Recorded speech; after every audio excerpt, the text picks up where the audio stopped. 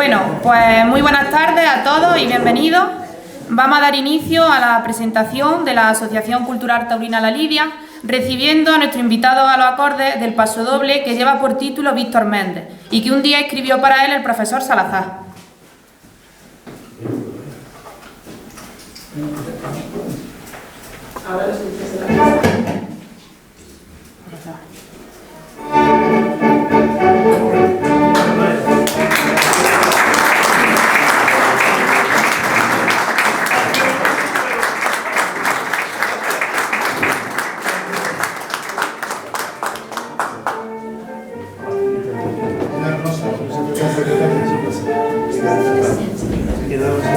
Ponte aquí y si quieres hacer de casa.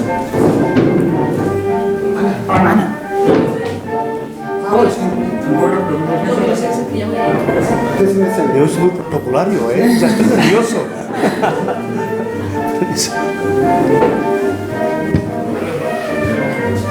Sí. Bueno, pues es un auténtico placer daros la bienvenida en nombre de la Asociación Cultural Taurina La Lidia a este coloquio que hemos preparado con mucha ilusión para todos los aficionados que hoy nos acompañáis. Antes de comenzar, me gustaría agradecer sinceramente vuestra presencia, ya que sin vosotros este tipo de actos no tendría sentido. Gracias por seguir apoyando y defendiendo nuestra cultura, nuestra tradición y nuestra pasión, la tauromaquia. Hoy es un día especial para La Lidia, una asociación que nació con el objetivo de fomentar, divulgar y mantener viva la afición taurina, no solo desde el respeto a la tradición, sino también desde la cercanía con los protagonistas del toreo y el diálogo con la afición. Queremos agradecer especialmente a nuestra presentadora de esta mañana, Ana Rubio Carrillo, por su disposición y por acompañarnos en este acto. También, por supuesto, a nuestro padrino, el torero Víctor Méndez, a quien agradecemos profundamente su generosidad por compartir con nosotros su tiempo, su experiencia y su visión del toreo. Y también agradecer al empresario José Cutiño el haber aceptado nuestra invitación y a estar aquí presente hoy con todos nosotros. Antes de dar paso a Ana, me gustaría también aprovechar para presentar y agradecer públicamente el trabajo de quienes hacen posible que esta asociación siga adelante día a día, los miembros de nuestra Junta Directiva: José Vicente Carrasco, vicepresidente; Ángel Rubio, secretario; Rosa María Fernández, tesorera; y a los vocales: Emilio Maña, Antonio Beteta, Cristóbal Maña y Francisco Mora. Gracias por vuestro compromiso, vuestro esfuerzo constante y vuestra dedicación desinteresada. Sin vosotros, actos como el de hoy no serían posibles. Dicho esto, no me extiendo más y doy paso a Ana, quien será la que conduzca el coloquio. Os animo a disfrutar, a participar y sobre todo a sentirnos orgullosos de seguir manteniendo viva esta pasión que compartimos. Muchas gracias a todos y que disfrutéis.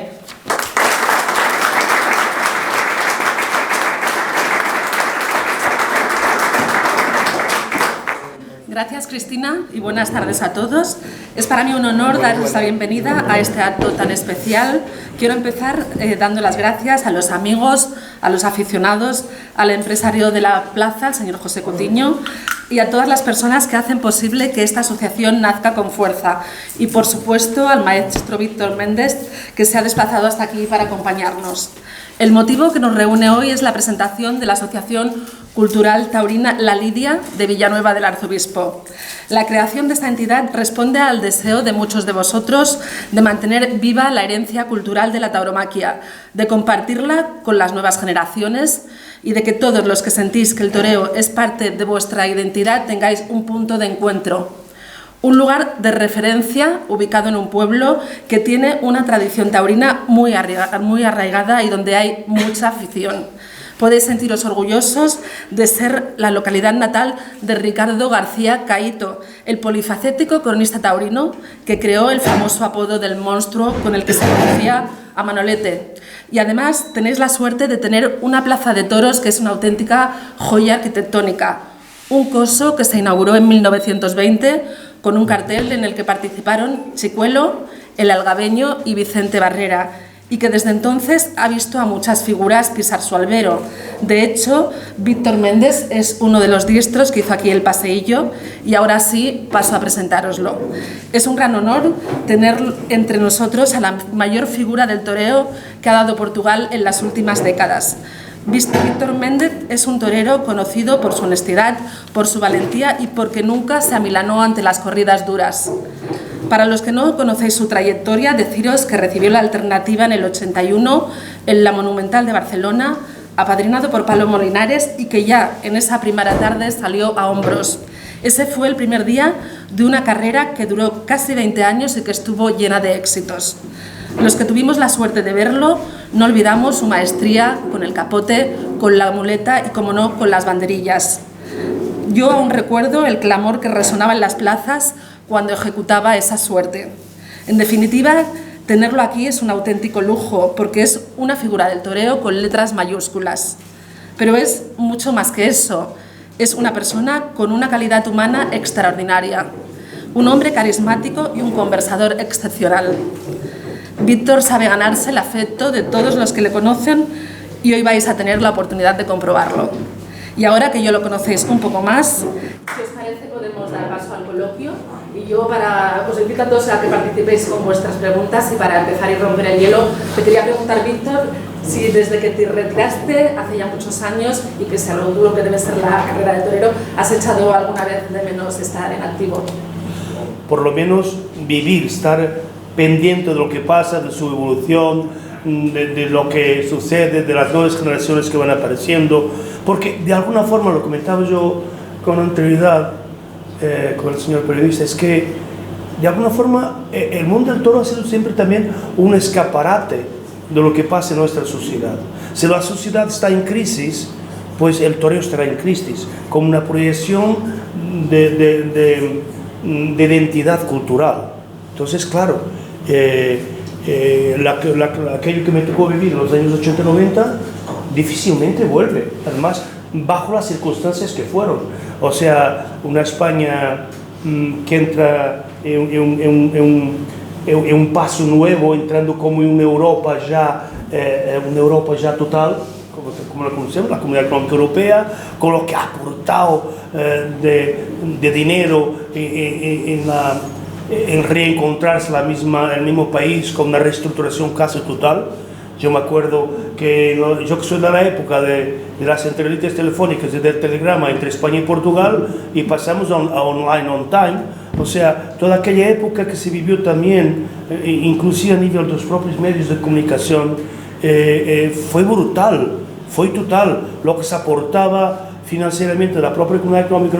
Yo me acuerdo, por ejemplo, nosotros para ir a torear a Francia demorábamos casi 20 horas.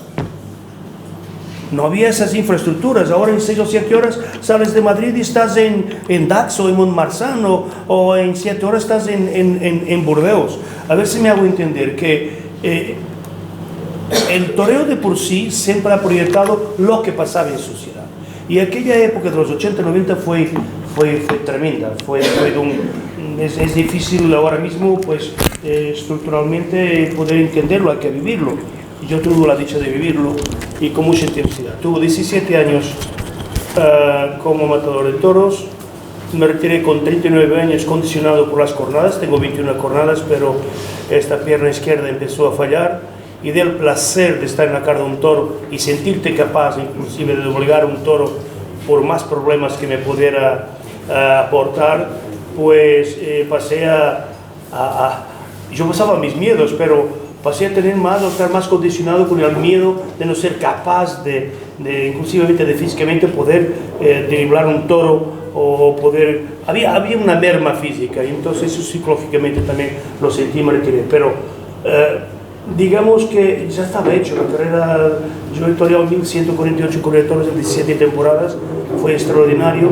He tenido la dicha y el honor de torear con otras grandiosas figuras del toreo, de antes, del durante y del después, inclusive, puedo decir del después, porque yo al retirarme salí a hombros con José Tomás, llegué a torear con el Juli, recién chavalito que estaba empezando, y claro, es que es inolvidable, pero lo del toreo se lleva dentro. Y sentí al principio, esos 4 años siguientes, había necesidad, tanto es que me llamaron para torear algunas corridas de toros extraordinarias, la última vez y ahí ya no corrí para nunca más, fue en la Plaza de Toros de Arles con un querido amigo Luc Jalabert y un poco también influenciado por el maestro Luis Miguel, de compartirnos una corrida de toros del señor Conde de Mayalde, en la Plaza de Toros de Arles, de alguna forma homenajeando a un matador de toros, el Fundi, que se retiraba. Y pues fue bien, pero ya pasé mucho miedo. Un toro con 500, muchos kilos, puntas, o sea, el toreo se lleva adentro, el toreo también es un ejercicio de inteligencia, el toreo no es solamente el impacto visual de un movimiento o de una coreografía estética, el toreo tiene mucho de inteligente, que compaginada con el valor y obviamente con la capacidad, digamos, del carisma de una determinada personalidad que es el torero, llega a su público. Así hay muchos que saben torear muy bien y que a lo mejor los anuncias y no va nadie a verlos porque lo transmiten su toreo, su forma de realizarlo, es un hecho. Pero en fin, y yo tuve la dicha de no solamente hacer el paseillo y torear al lado de grandes figuras del toreo, sino compartir con ellos momentos dulces, momentos de triunfo, momentos de gloria y de miedo también, y obviamente de tener que pagar también el tributo de sangre que impone y que pide el toro. Eso es. ¿Y saludo de los asistentes?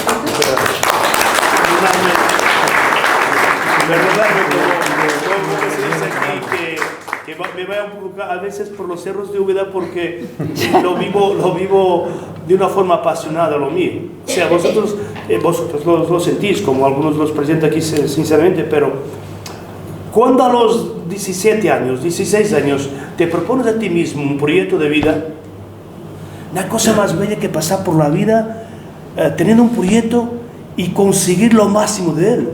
O sea, yo cuando empecé y cuando tenía ese proyecto, yo digo, yo quiero ser torero. Hay algo ahí que sale de mí, quiero ser torero, que me provoca. Pero luego, llegar al más alto nivel, mantenerse, que es lo más difícil, y sobre todo los encontronazos de otras figuras del toreo, otros toreros importantes que de generación para generación van surgiendo, que es muy complicado. Es una dicha, es una afirmación, pasar por la vida realizándote como tal, siendo admirado, siendo considerado y sobre todo disfrutar porque a mí el toreo me dio oportunidades de viajar, de conocer gente de otros estamentos culturales, sociales, intelectuales, políticos, todas, y eso es extraordinario, eso es vivir también.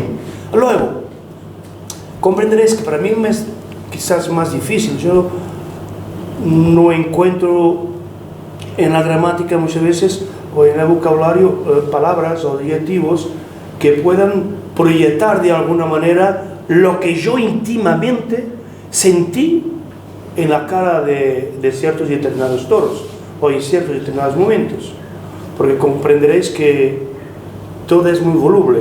Hoy me he despertado bien dispuesto, carismático, abierto.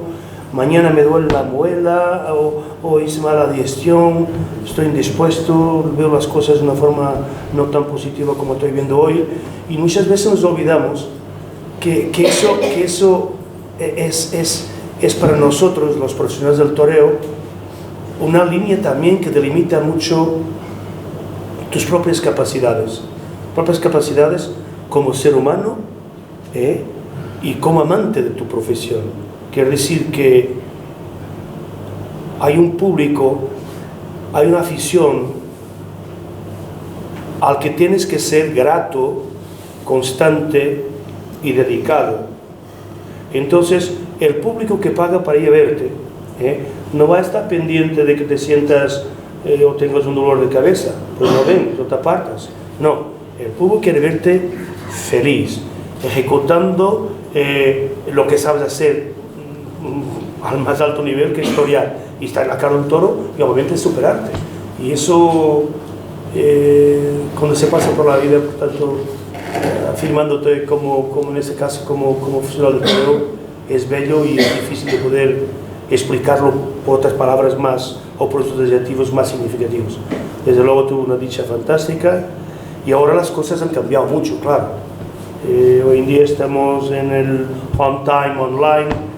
Yo mismo me tuve que reconvertir, hay personas aquí, yo soy sexagenario, señoras, perdonad la expresión, sexagenario, soy más agenario que sex ya, pero soy sexagenario, Y claro, pero nos tenemos que de alguna forma también adaptar, sí, tenemos que adaptarnos, pero tenemos la dicha de que yo creo que dentro de momentos más difíciles, más amargos y más difíciles que ha pasado precisamente la Fiesta de los Toros, estamos ahora mismo en un nivel ascendente, porque concretamente en esta temporada se está movilizando un factor social que es la juventud, o sea, la importancia de ser capaz de transmitir a las nuevas generaciones un signo de identidad y de unidad, y el mundo del toro también aporta eso socialmente.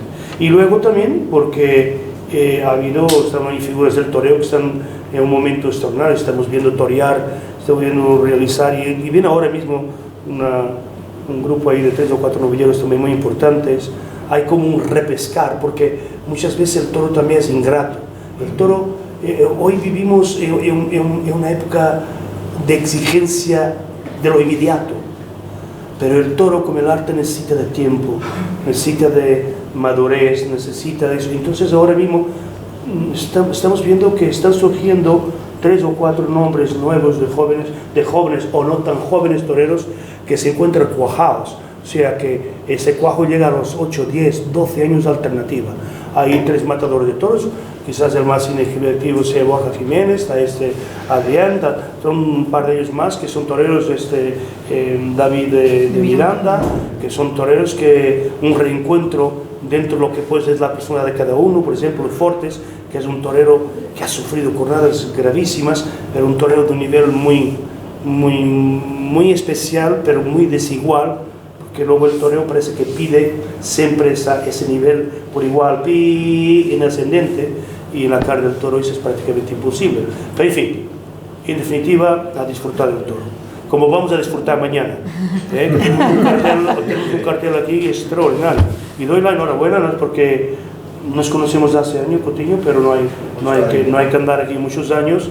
Tú eres un taurino por excelencia, es un hombre que está al más alto nivel dentro de lo que está también el tema de la organización taurina y del empresariado taurino, y obviamente traer ahora mismo, es que un cartel más fuerte es imposible ahora mismo de buscar, es un cartel de trascendencia de una feria de Sevilla o de una feria, de cualquier feria, ¿no? Los máximos figuras del toreo estarán presentes mañana en Villanueva y estará todo el mundo pendiente, el mundo taurino, acá, allá y allá fronteras, o sea que eso también trasciende y es importante para el pueblo en sí, ¿no? Como torero. Así que enhorabuena. Y nada más, a ver, preguntas.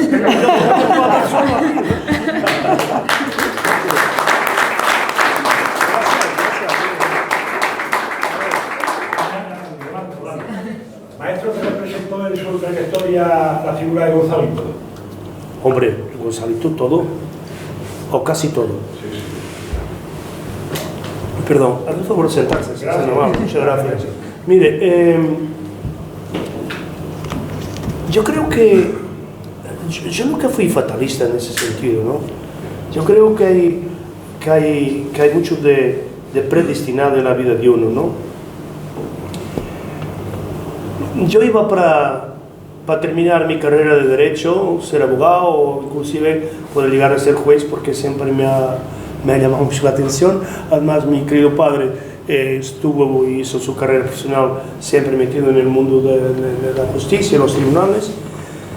Y la verdad es que el mundo del toro lo viví desde muy pequeño en casa, como familia aficionada, pero luego dentro de un ambiente que había como un caldo de cultivo.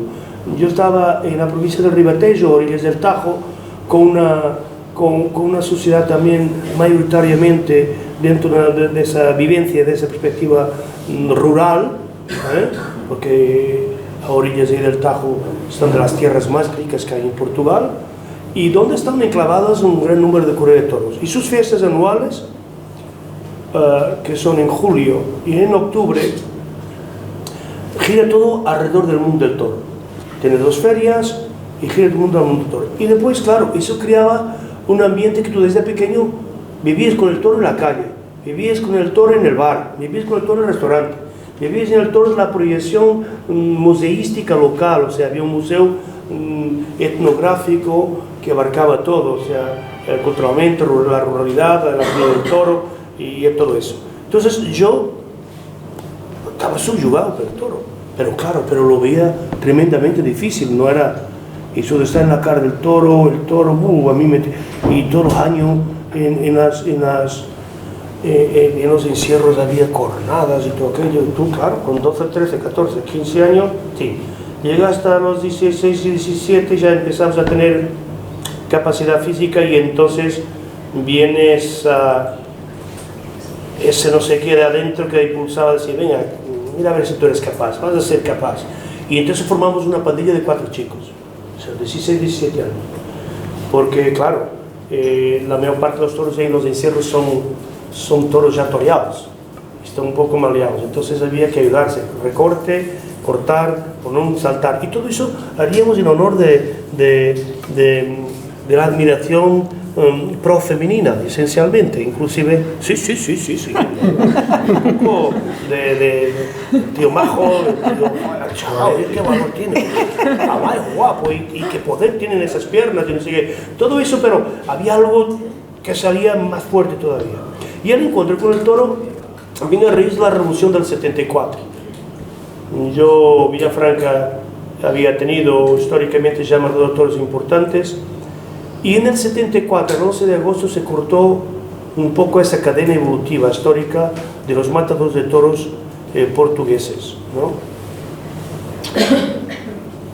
El 11 de agosto de 1974, en plena época de transición política esencialmente, el ambiente social estaba muy convulsionado porque había sido la revolución de los claveles el 25 de abril del 74, y el 11 de agosto había un matador de toros portugués que seguía intentando suerte en la parte del toreo España y Francia, donde era también muy querido y muy admirado. José Falcón cayó muerto por una cornada mortal que le infirió un toro de la ganadería de la Gitana.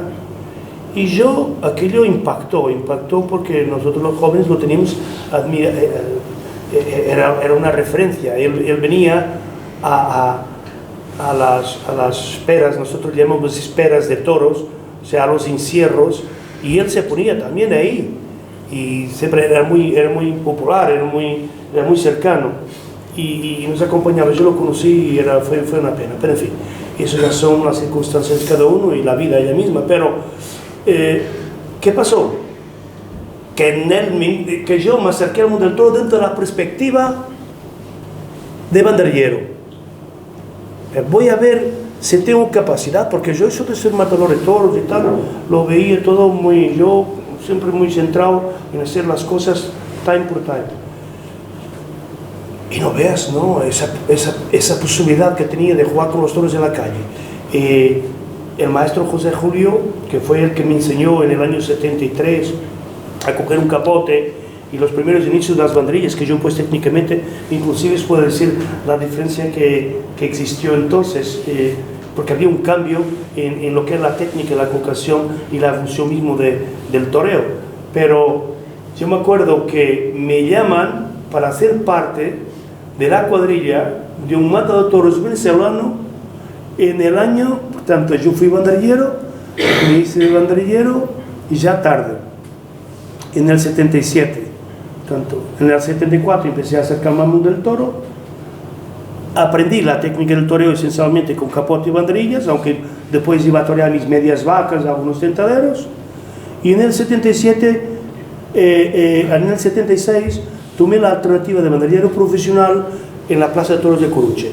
Paré un toro y lo banderillé un toro porque es una prueba pública ahí, que tiene un jurado, y compuesto por un matador de toros, un rejoneador y un banderillero profesional, y tú tienes que clavar al mínimo 2 pares de banderillas al toro y saberlo parar a un toro de salida, con el capote. Y lo paré a un matador de toros, un querido, él también en esa época tuvo un buen ambiente, a Corrillo, y me fue muy bien, y en el 77, esto fue en agosto del 77, en el 77, me llaman para correr en mayo para ser parte de la cuadrilla de un matador de toros venezolano que era apoderado por Gonzalito. ¿Y quién es Gonzalito? Yo no... Hombre, hay que ver que las fronteras estaban bien delimitadas.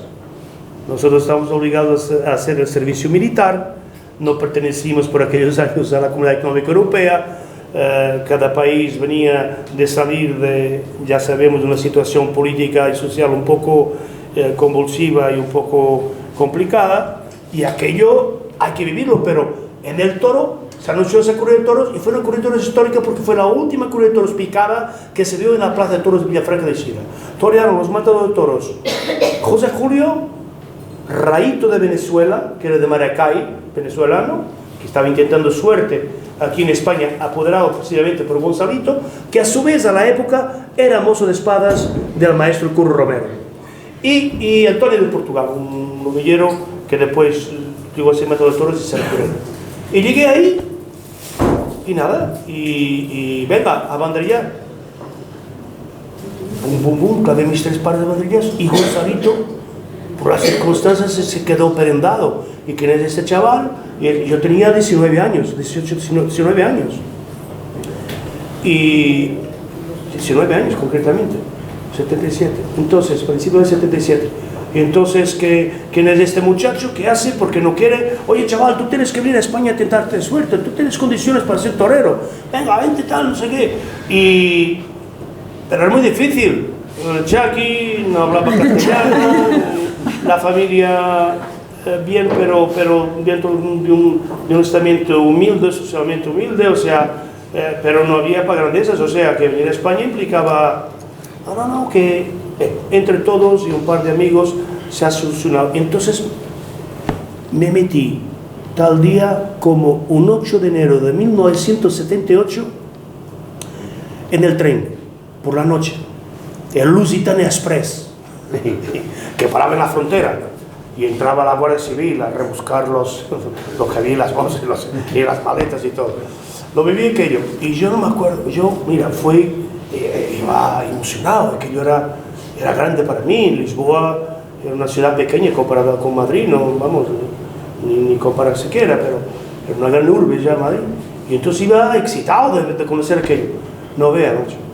Cuando llego a la estación de Atocha, no había dormido nada, venía nerviosillo y tal, estresado, y el mundo a mis pies, y estaba Gonzalito, y cuando salgo de la estación, 5 grados bajo cero. Yo creía que me moría. Yo nunca había pasado tanto frío en mi vida. De esos inviernos, enero, esos inviernos y tal. Bien, te adaptaste. Entonces Gonzalito, he conseguido ahí alquilar ahí un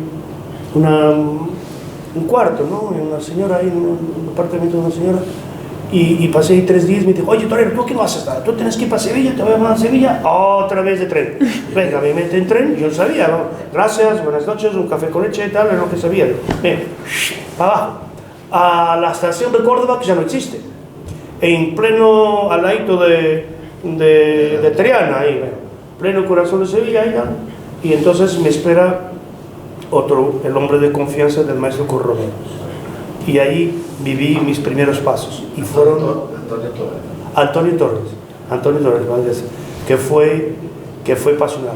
Mira, me buscaron un cuarto, una habitación en la casa que nos consideramos la tía Gertrudis, en la calle Clara Jesús Montero, en el antiguo hotel de Triana, en Triana.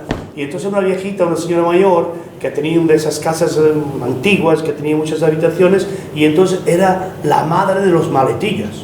Entonces alquilaba su cuarto a los jóvenes que aparecían y que querían ser toreros. Y aquello era apasionante. Entrenábamos en el patio con sus naranjos, había una niña que se llamaba Rocío, que era lindísima con sus 15 años, y todos queríamos la tía Gertrudes, que nos hacía trampa y nos ganaba siempre, cantaba siempre las 40. Aquello era bello, era quizás de las últimas fases esas de un cierto romanticismo que se vivía por parte de aquellos de los maletillas y que se querían vivir en el toro. Yo me acuerdo, por ejemplo, también que entre 4 había uno que, fijarse, tener un coche, tenía un 127 viejo. Y entonces nosotros, los Tres Reyes, era un bar ahí enfrente del Hotel Colón, donde todos los toreros se reunían. Hotel Becker, perdón, y donde se reunían todos ahí los taurinos, picadores, bandolleros, y nos orientábamos donde había los tentaderos. Entonces el chico quería ser torero, pero claro, pero estaba trabajando de barman, y entonces se orientaba y cada uno pedía 5 pesetas, ¿no?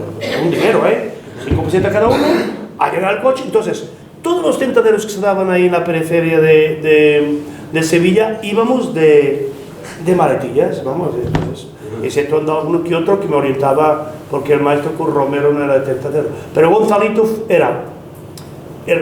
fue de los últimos románticos taurinos de verdad. Aparte de eso, tenía un carisma y una forma de ser, era analfabeto, pero era más listo que el hambre.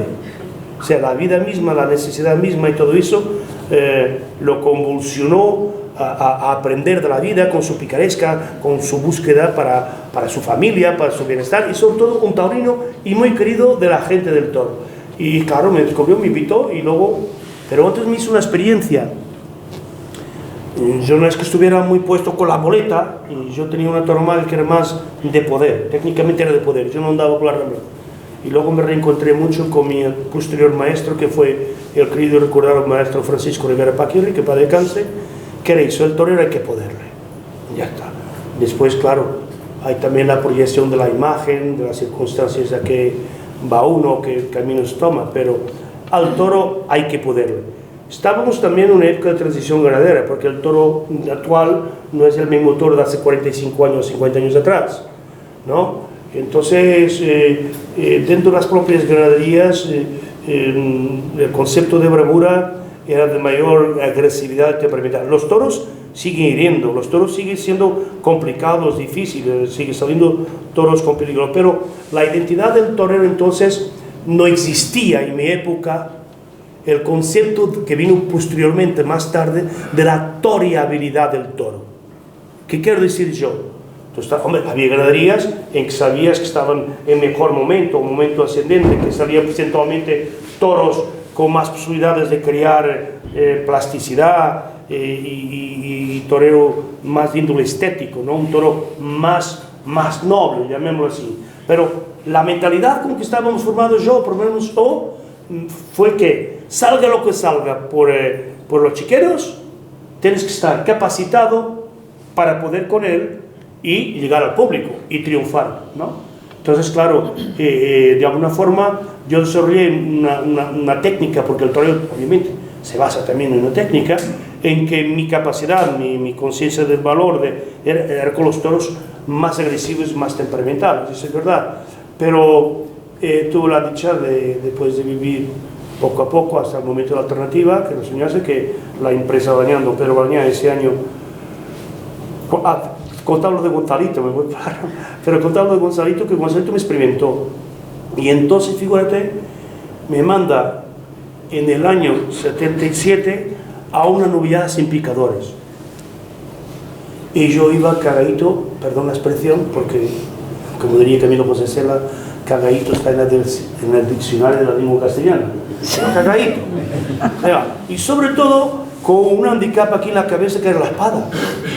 Y entonces, antiguamente, cosa que no pasa ahora, y vamos, por las circunstancias también de la formación de las escuelas de toreo, que gran parte de los novilleros que luego no llegan a matador de toros se quedan como subalternos. Entonces son jóvenes y acompañan a las actuales figuras del toreo. Pero en nuestra época, hace 50 años, generalmente iba siempre un torero mayor, un torero con experiencia, un banderillero viejo, pícaro, que sabía los sorteos, cómo se hacían las cosas y tal. Y a mí me tocó Paco Domínguez, y Paco dice, ¿qué pasa, torero? ¿Qué pasa? Te veo preocupado. Y yo, la espada no tiene secreto. La espada te pone ahí delante y te tiras encima. Pues mira, lejos. Fíjate, me mandó ya al norte, encima, en una zona muy taurina, que los novillos no son los novillos del sur, porque el sur había, con lo debido respeto, otra forma de sentir, y entonces el novillo era más armónico. Me manda a Logroño, y estaba la novillada de Ángel Macua, muy fina, Herales, bien. Pues nada, pues yo feliz, yo me estepé de Madrid, la gente loca. Aro, a la Plaza Torreón. Fue donde debuté en España sin picadores. Y corté 4 días un rabo. Yo no sé cómo, porque me tiré encima, la espada entró, me tiré encima, me pegó 2 vueltas, intenté matar, entró la espada y corté 4 días un rabo. Ahí, pasé un miedo ahí con los chicos, porque los chicos, ahí las peñas, yo no estaba, la verdad, no estoy diciendo esto, era porque no lo había vivido y no lo conocía. Bueno, son los chicos ahí, unos sanos, otros medio borrachos, yo no sé qué, y estaban de las peñas. Y había unos tíos ahí del norte de Fortucho que me cogen, ¡guay! Y a hombros y me rompen un traje de banderillero, yo que tenía el banderillero, uno que tenía. Bien, feliz. Y Gonzalito ya me dice, no, tú te quedas aquí en España. Y ahí empezó todo. Entonces ya empezó, hizo mi presentación con Pepe Luis Vargas, con novillero, con picadores, en la antigua Plaza de Toros de Figueres, que era... una plaza de referencia entonces, estaba San Feliu de Guíxols, Figueras, bueno, la parte catalana y la zona catalana, y me fue muy bien. Y automáticamente al segundo año me puse allí entre los 10 novilleros del escalafón. Perdonadme que yo lo cuento de una forma apasionada, pero parece un romance, pero no, había, mira, vosotros no podéis imaginar la de jóvenes que yo vi torear bien y que yo sentí envidia sana. Estar detrás de un burladero y verlos torear un Maritoriana o una Aguilar Granada, el Pepe Luis Vázquez, cuando empezó de novillero, con recorte, o sea, cada uno con su personalidad todavía muy acentuada en su forma de torear. Luego apareció la pareja de moda que fue la compuesta por el Mangui y por Espartado, por Antonio, que somos muy amigos. Aquello era maravilloso. Luego de ahí debajo de cada Algeciras apareció esto Pedro Castillo, luego ahí Pepín Jiménez, el Gillo, que para descanse, fíjate, toreamos todo, había, ¿cómo? Claro, del Alto, vamos, había jóvenes que toreaban de maravilla y yo, pues apasionado de vivir con ellos, pero yo iba a lo mío, ellos obviamente iban a lo suyo, pero yo iba a arrimarme.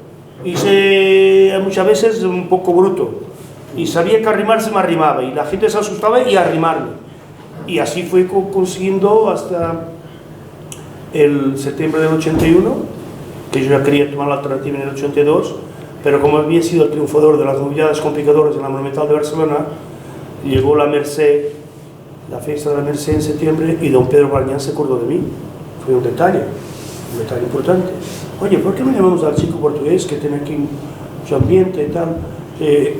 Barcelona estaba todavía muy cuajada, sobre todo y esencialmente los catalanes,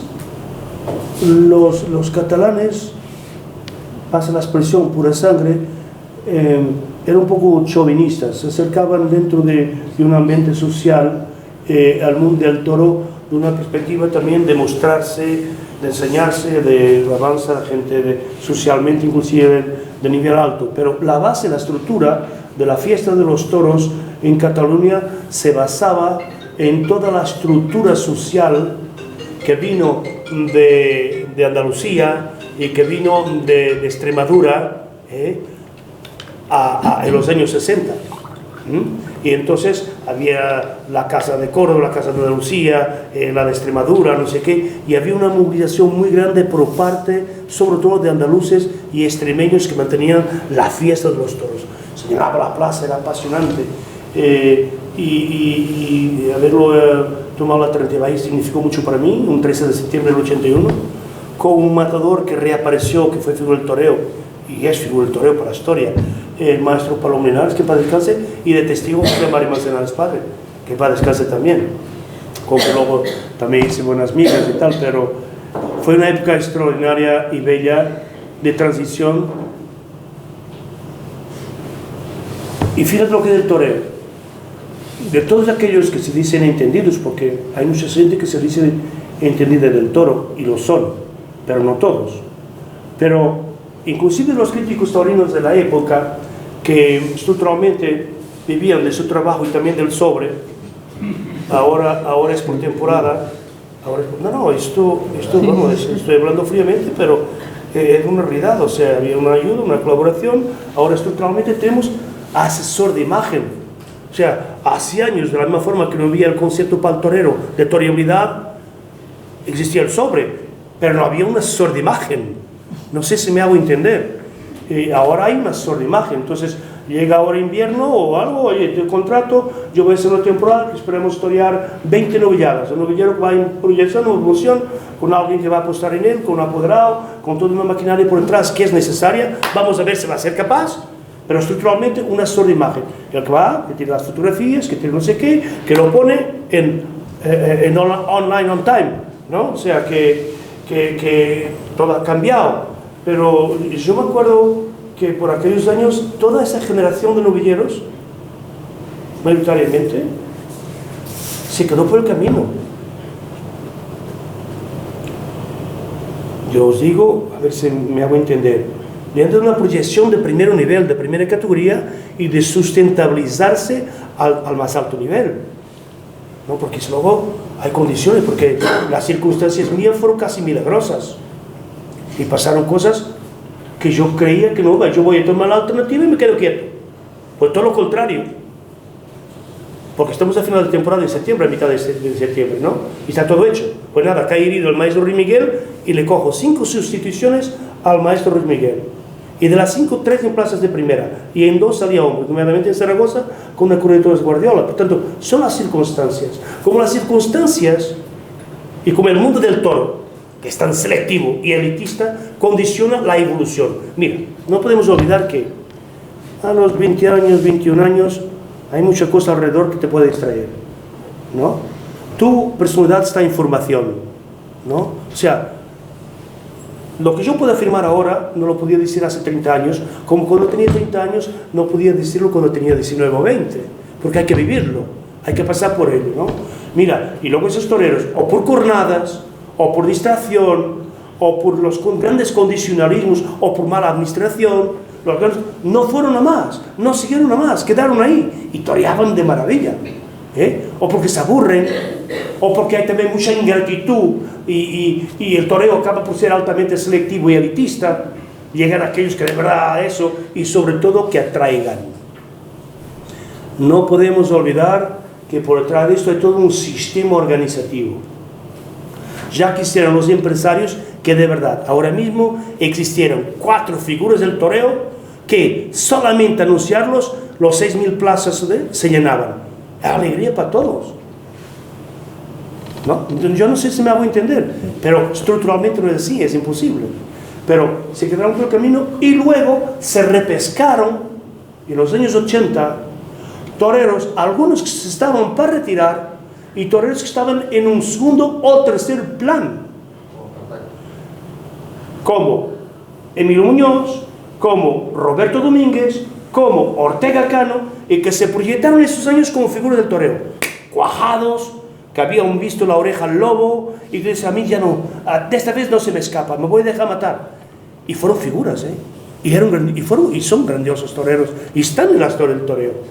No sé si me hago entender, pero es maravilloso, y poder haber disfrutado, y sobre todo, mira, hay una cosa que yo no, esta cosa que ahora hablamos, y eso, porque si das una opinión eres racista, si das otra eres fascista, si das otra eres xenófobo, si das otra opinión eres no sé qué, y entonces te tienes que reprogramar, hacer reset, reset es punto aparte,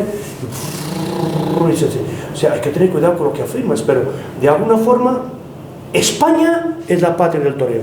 España en el toreo tiene razón para ser señora de su nariz, pero España en la historia del toreo ha tenido siempre sus puertas abiertas. Y cuando de alguna forma surge uno que sea chino, venezolano, portugués, colombiano y no sé qué, no sé cuánto, pero que el público vaya a verlo, que se vea que es un torero de una estirpe de un nivel más grande, siempre ha abierto sus puertas. Y yo en eso tengo la dicha de poder afirmarlo y poder decirlo.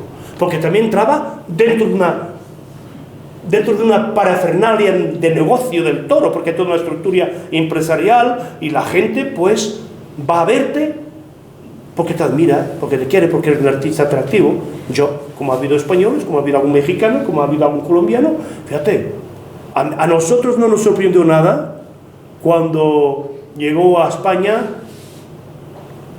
y triunfara como triunfó, César Rincón, porque nosotros íbamos a tener la temporada americana, que ahora van y vienen, pero nosotros en aquella época, hace 45, 50 años, íbamos y estábamos un mes y medio, 2 meses, tú sabes que es verdad, ¿verdad? Contigo, quedamos ahí, alquilábamos en un hotel y entrenábamos entre nosotros y íbamos de feria en feria. Ahora vamos a de Venezuela, ahora venimos a Colombia, de Colombia vamos a México, de México vamos a Perú, y andábamos así, pero estábamos esos 2 meses ahí. Y entonces hacíamos la temporada basada en que cuando llegamos ahí y toreamos con César Rincón, dicen, joder, si este Rincón llega a España y es capaz de hacerlo, porque nosotros estábamos viviendo, es muy aburrido lo que estoy diciendo, viviendo una época de un toreo más encimista. Don Manuel Chopera, que para descanse, un empresario extraordinario, tuvo que morir para ahora mismo, no lo digo yo, extraordinario, y un gran taurino, empezó a apostar en un toro grande, fuerte, la barrera de los 600 kilos, al límite de la edad, pero que claro, que luego para el toreo le pega 2 pollas y se paraba. Y entonces el toreo se volvía encimista. De la misma forma que venimos de una época trascendente de la evolución post-guerra civil con el monstruo del toreo, el gran Manolete, con la mueta aquí un poco más retrasada, que entrevistaba una tauromaquia que había que aguantarlo aquí atrás y despejar el toro, a poco y poco a ponerse aquí. O sea, lo que más verdadero tiene un hombre es el corazón y sus partes para decirle aquí estoy, abierto a ti. Venga, ¿no? A ver, es similitud. Entonces, yo voy a poner delante porque me puedes entender. Porque mira, aparte de eso soy apasionado de lo mío, pero realmente las cosas hay que estudiarlas y hay que de alguna forma entenderlas, ¿no? O sea, fíjate, de pasar aquí y aguantar un toro que venga aquí, llamarlo aquí, hacerlo pasar aquí y despejarlo aquí. Entonces, se empezó a compaginar así, esencialmente de perfil, pero aquí, que hay mucha verdad, mucha verdad. Todo lo que sale en todo está así, mucha verdad. Entonces, de ahí hacia adentro, ¿no? Es el desarrollo. Y de repente el toreo empezó a hacerse aquí, más de frente, y ligeramente, en esa época de transición, aquí. Y aquí, o sea, saltar por encima de la pierna y hacia adentro. Ahora, se hace aquí, pero se hace ligeramente por detrás del pitón, pero se torea más que un pie redondo. Y es emocionante cuando ese toro va y sigue la muleta y puedes ganar 7 o 8 multazos seguidos. Entonces, esto en la perspectiva que dentro del ser de evolución había que comprender esos diferentes conceptos y personalidades. Tú veías el toreo del detalle como novillero de un Pepe Luis Vázquez, a la intimidad y de detrás con sentimientos, pero yo siempre he pensado en tauromaquia que era poner a los toros y de obligados. Y Rincón llegó y suprimió todos, porque de repente dejaba, nosotros pegábamos a los toros, toro grande, poderoso y tal, le pegábamos, y él dejamos enteros y se ponía a 15-20 metros, que hay que tener.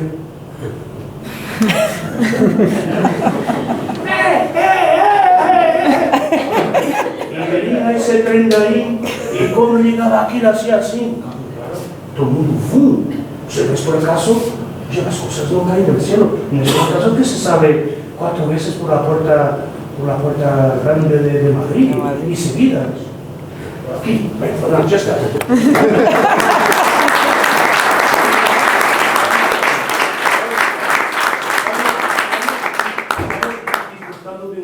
De una tauromaquia tan intensa, tan al mismo tiempo tan sutil y tan bella y tan natural, esa naturalidad, o sea, vamos, él lo dice desde la perspectiva del sentimiento, esto quiere decir que sea el dueño del sentimiento, todos tenemos nuestro sentimiento, pero Antonio Morante, que es difícil explicarlo, yo no sé, yo he vivido tanto, mira, yo os puedo decir, yo, por ejemplo,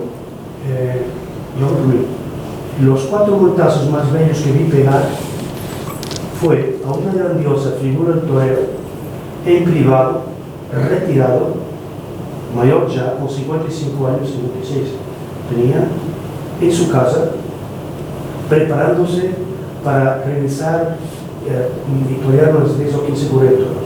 el maestro Antonio Arguelles. Yo no vi hasta el día de hoy, con los debidos respetos, he disfrutado muchos. Podéis hablar de un hecho de toda la figura del torero de los últimos 50 años, que yo fui los platos mortales. Pero hay algo cósmico. Hay individuos que tienen algo que es difícil de poder explicar, que es un don de Dios. Nosotros le agarramos a Dios, que es decir, al maestro Antonio Arguelles le vi pegar 4 derechazos. Yo no sé, ser el pecho, ser lo que emanaba de las piernas zambadas así, y le pegó 4 muertazos a un novillo toro, que yo no he visto ningún otro torero, ningún otro matador de toro, figura el torero. De la misma forma, por ejemplo, ¿qué os puedo decir? Que he toreado también con él, y tuvimos la dicha también de salir a hombros y triunfar, de José Tomás. José Tomás fue un revolucionario en base de la verdad y del valor, la intensidad de la verdad. O sea, cuando nosotros estábamos habituados a hacer pasar el toro aquí, él viene y se pone aquí. Y el toro venía de ahí, recto a él, y después hacía aquí. Y lo hacía hasta la próxima parte.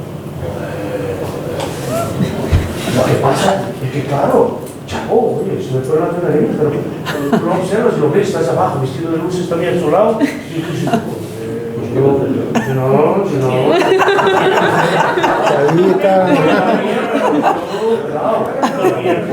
O sea, el aficionado del público no es insensible a eso, es sensible a eso.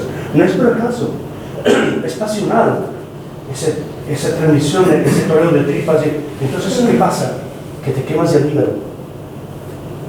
Porque somos humanos y pasamos nuestros miedos. Entonces, esa cosa no, es imposible, no era el torero de 50, ni 70, ni 80 con el toro. Era el torero de 10 con el toro, 8 con el toros, y llevaba en las 8 o 10 con el toros por esa frontalidad, por esa verdad tan enraizada en su tauromaquia, que llevaba en una temporada de 10 corridas, llevaba más jornadas que un matador de toros que toreaba 100 corridas. Entonces, había mucha verdad. Entonces, vivirlo, yo ahora mismo estoy disfrutando. Hay una cantidad de matadores de toros. Y Morante es único, tampoco es dueño de la verdad, tampoco es de, por así decir, no, yo creo que a sus 28 años de alternativa está en su cuajo máximo como torero. Es un muy inteligente, cuidado.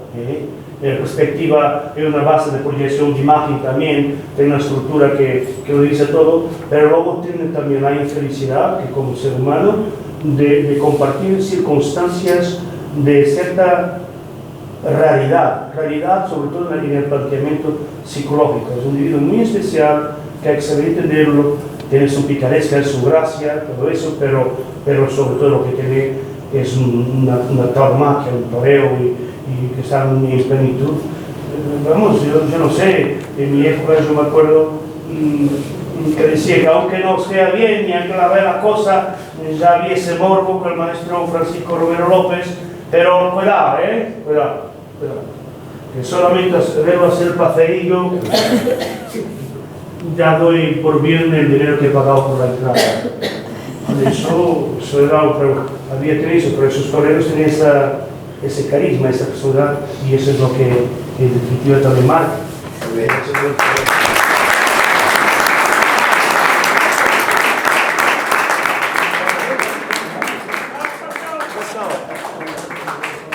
¿Alguna pregunta más por ahí de la cuestión? Ay, qué hombre, ¿cómo se...? Pues, a ver, maestro, yo quiero hacer una pregunta también. Muy bien. La corrida es tan chunga, que tanta tontería que tienen los antitaurinos. Yo creo que se podría hacer más corridas, más lo que es al año, que no hagan la corrida, la feria del pueblo, hacerla, no, porque es una feria, una fiesta del pueblo. Tiene Semana Santa, tiene Día del Padre, pueden hacer más corridas de toros y que se vea lo que es el arte también, pero para una vez al año. Señora, permítame, sí, vamos a ver esto. Como decía el otro, una vez al año no hace. Esa pregunta es mi hermana, ¿eh? Vale, tiene sentido. Vamos. A ver, yo no estoy propiamente dentro pero históricamente, en el caso concreto de aquí, de Villaseca del Arzobispo, ha habido épocas en que se han llegado a organizar 3 o 4 corridas de toros por temporada. Por tanto, eso depende mucho de las tales circunstancias, en que entonces Villaseca de la Sagra tenía 14.000 habitantes, en que estructuralmente su ambiente social y financiero era más capaz, y estructuralmente había bases para poder organizar ese número de espectáculos.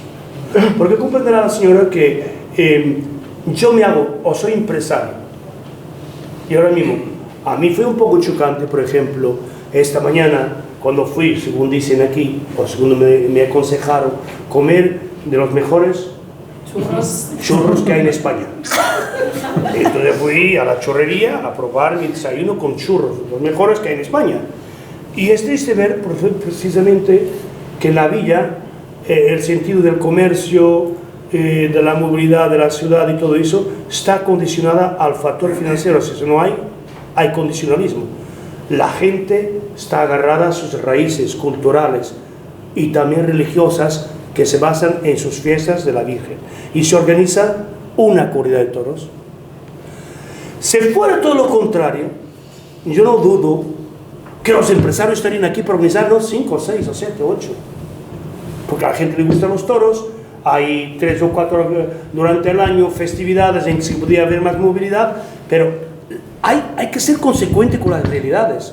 Lo podríamos defender, o eventualmente hablar con la alcaldía, ya que hay una mayoría aquí de gente que puede sustentabilizar una corrida, que la propia alcalde colabore con una determinada empresa y se pueda organizar una corrida de toros más en la otra fiesta de Villaseca del Arzobispo, Villanueva del Arzobispo, que es San Miguel. 28 de septiembre. 28, 29 No, de septiembre. o aquí se llegó también a organizar inclusive en mayo o en marzo, ¿no? Fue para abrirse y claro, se llegó a organizar, yo me acuerdo. Pero entonces, las circunstancias, hay que ser realista. Las circunstancias son las circunstancias. Pero también le digo una cosa, señora, también le permito una cosa, que ahora mismo, yo como aficionado digo, jolines, vuelvo a decir que no tengo que...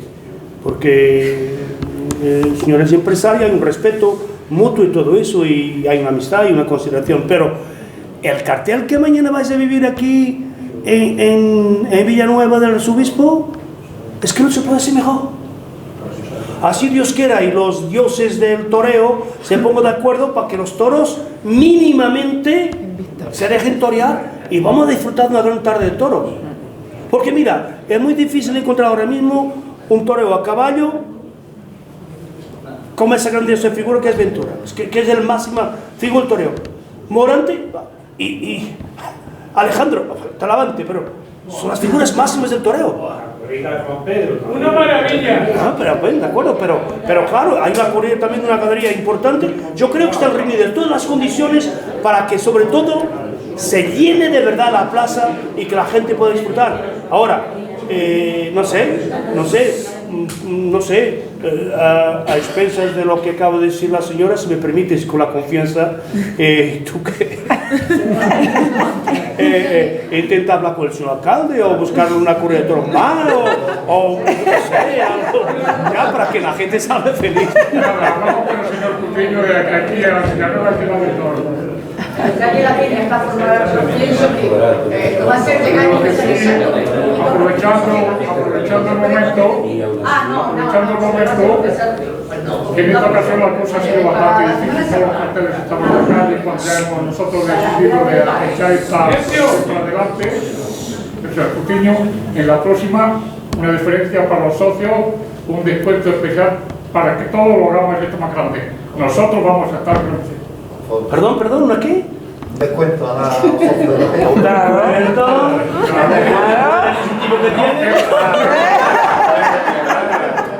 proporcionarlo, por supuesto, a donde sea.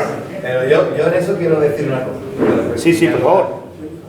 Darte la enhorabuena porque escucharte alguna vez y alguna vez los precios de Villanueva con el cartel de mañana. Tenemos un ejemplo muy cercano, Linares. Costaba una entrada de sombra 90 euros.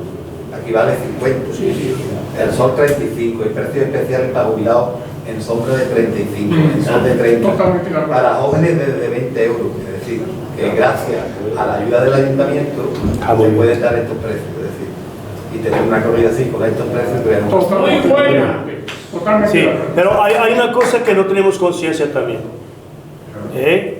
Y eso son, perdón ahora, y yo hablo desde mi perspectiva también de aficionado. A mí mayoritariamente me invitan, hay veces que me escondo y pago mi entrada, pero los toros también. Pero voy a decir una cosa, se puso mucho, sobre todo en esta época, que era vamos a los toros por aquí, por allá, a ver si me regalas uno, a ver si no pago, a ver si no sé cuánto. Vale, el que no llora, no mames, perdona, pero voy a decir una cosa, y yo estoy casi seguro que el 98%, para decir el 90% de los aquí presentes tiene conciencia, verdad y real, de lo que cuesta organizar una corrida de toro.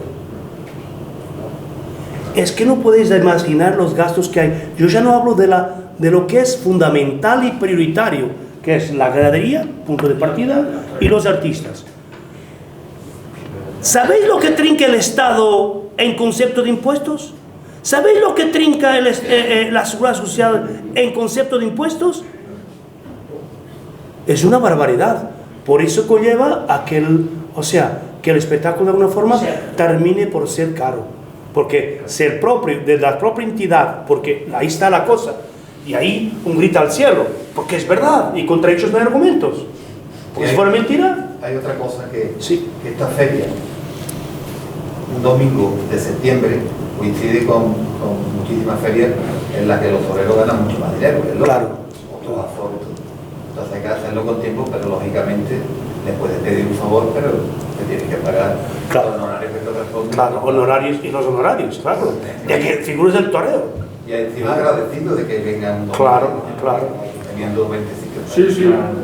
Pero no puedes imaginar, porque luego nosotros, y está ahí, esos son hechos. O sea, el Estado español, en concepto de impuestos de la fiesta de los toros anualmente, lleva una tal cantidad de millones y millones de euros que si fueron de verdad reestructurados y reinvertidos en el mundo del toro, entonces estaríamos bien, pero es todo lo contrario. Es un hecho. Entonces hay un esfuerzo por parte de todos. Inclusive el otro día otro empresario que decía, perdón que te corta Ángel, porque es realidad, nosotros estamos dentro y sabemos, o sea, si inclusive los matadores son figuras, entonces hay la circunstancia también financiera, los gastos que tienes, de la posición que tienes. ¿Tú sabes lo que pasa a mí? Una de las cosas a mí que me chocó particularmente fue cuando estábamos en figura dentro de los 10 matadores más importantes de esa generación, es que yo, sin hacer nada, simplemente vestirme el torero y poner el capote de paseo aquí, ya tenía 1 millón de pesetas de gasto. Entre la cuadrilla, los choferes, el hotel, los porcentajes, no sé qué es lo que iba a ganar, sin contar los impuestos que luego tenía derivado de lo que trabajabas. O sea, que luego dabas 3 muletazos, 2 para los gastos y eventualmente 1 para ti. No sé si me hago entender. Sí. Claro, pero es que estas cosas hay que pensarlas muy bien. Es difícil, es duro, pero por favor, hay que leer lo de los jubilados.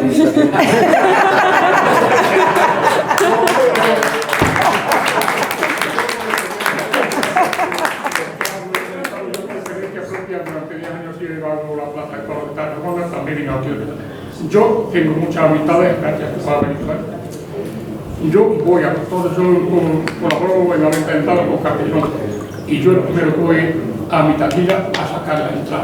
Claro. Yo tenía un amigo en Barcelona que me decía, Ángel, yo saco mi entrada, la que me da derecho a aplaudir o a silbar. Sí, claro. Yo es que soy enemigo de... Yo entraba a los toros sin pagar, no. Yo me refería a Víctor, no sé si la cuento, pero no me tenía ningún problema, bueno, se lo dejaría leer.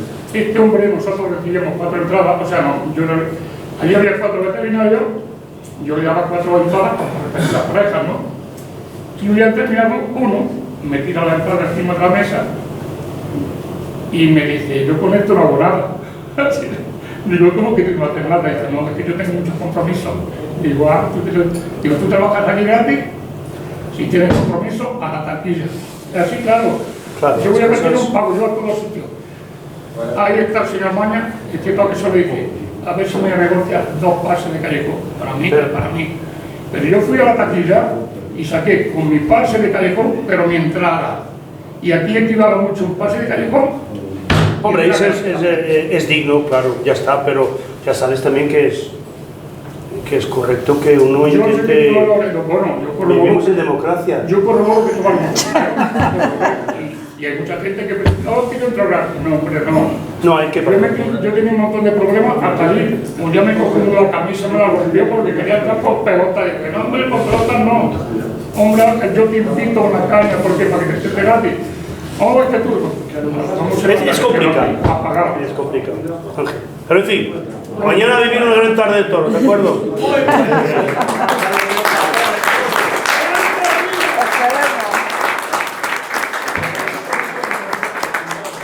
Gracias, Cristo. Ya ves que es un placer escucharle. Y ahora queríamos poner un broche de oro a este coloquio, escuchando unos versos de García Lorca, que va a recitar una persona que conocéis y que tiene mucho talento para la interpretación, Antonio Fernández.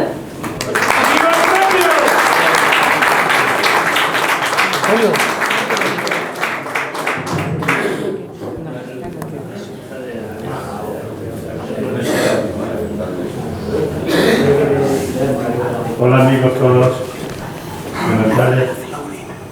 Es para mí un honor estar aquí esta tarde colaborando en este bonito acto taurino, y estoy muy agradecido a Ana Rubio por haberme invitado a participar en el mismo. Lo voy a hacer con un poema, que es un pedazo de poema que escribió en su día Federico García Lorca. Se lo hizo a Ignacio Sánchez Mejías, un gran torero y gran amigo suyo. Se llama La sangre derramada y dice así: que no quiero verla. Dile a la luna que venga, que no quiero ver la sangre de Ignacio sobre la arena, que no quiero verla. La luna de par en par, caballos de nubes quietas y la plaza gris del sueño con sauces en las barreras. No, que no quiero verla.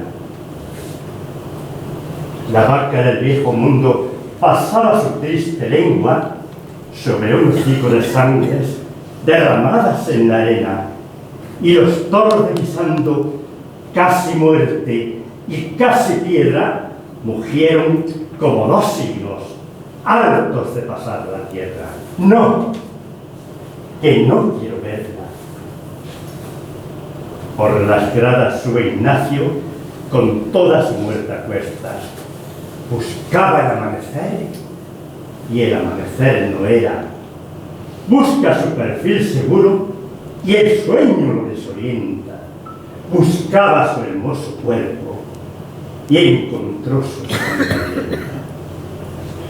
No me digáis que la vea.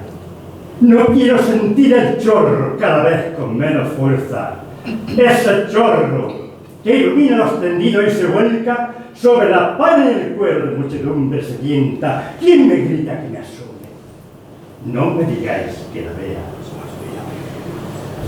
No se cerraron sus ojos cuando vio los cuernos cerca, pero las madres terribles levantaron la cabeza, y a través de las ganaderías hubo en ellas voces secretas que gritaban a toros celestes, mayorales, de pan y niebla. No hubo príncipe en Sevilla que compararse le pueda, ni espada como su espada, ni corazón tan de veras. Como un río de leones su maravillosa fuerza, y como un torso de mármol su dibujada prudencia. Aire de Roma andaluza le doraba la cabeza, donde su risa era un nardo de sal, y de inteligencia. Qué gran torero en la plaza, qué gran serrano en la sierra, qué blando con las espigas, qué duro con las espuelas, qué tierno con el rocío, qué deslumbrante en la feria, qué tremendo con las últimas banderillas de tinieblas. Pero ya duerme sin fin, ya los musgos y la hierba abren con dedos seguros la flor de su calavera y su sangre ya viene cantando, cantando por marismas y praderas, resbalando por cuernos adheridos, vacilando sin alma por la niebla, tropezando con miles de pezuñas como una larga, oscura, triste lengua, para formar un charco de agonía junto al Guadalquivir de las estrellas. Oh blanco muro de España, oh negro toro de pena, oh sangre dura de Ignacio, oh ruiseñor de sus venas, no, que no quiero verla, que no hay cáliz que la contenga, que no hay golondrinas que se la beban, no hay escarcha de luz que la enfríe, no hay canto ni diluvio de azucenas, no, no, yo no quiero verla.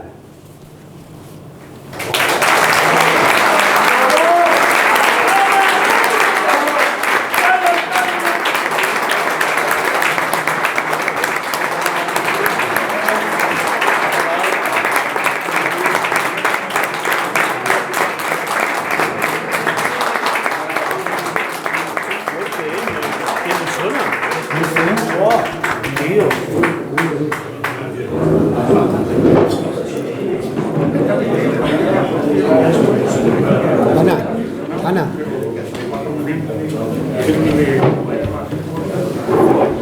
Muchísimas gracias, Antonio. Qué sentimiento, qué belleza. Y ahora creo que la asociación quiere hacerle entrega de un detalle a Víctor.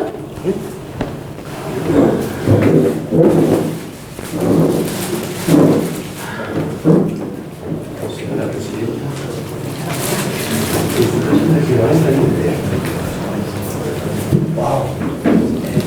Mañana estamos aquí otra vez. Muchas gracias, Gonzalo. Enhorabuena.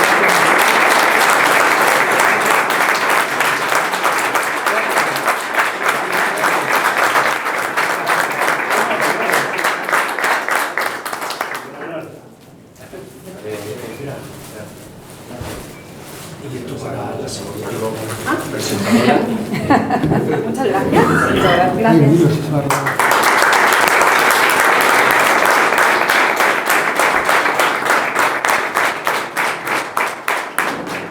Antes de concluir, os quería compartir algo personal, que ha sido para mí un honor que me invitéis a participar en este acto, que me ha permitido volver al pueblo donde nací. Y os quería compartir que aquí hay un lugar que llevo en mi alma, que es la calle Labradores, donde vivieron mis abuelos, que seguro que muchos las conocéis. Bienvenidos todos, espero que hayáis disfrutado. Espero que disfrutéis también de la comida y del rato que a partir de ahora vamos a tener juntos. Muchas gracias.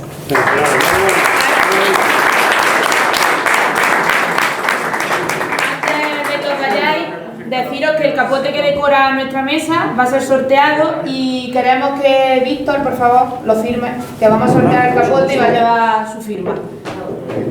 Muy bien. Vale. Lleva él para la firma.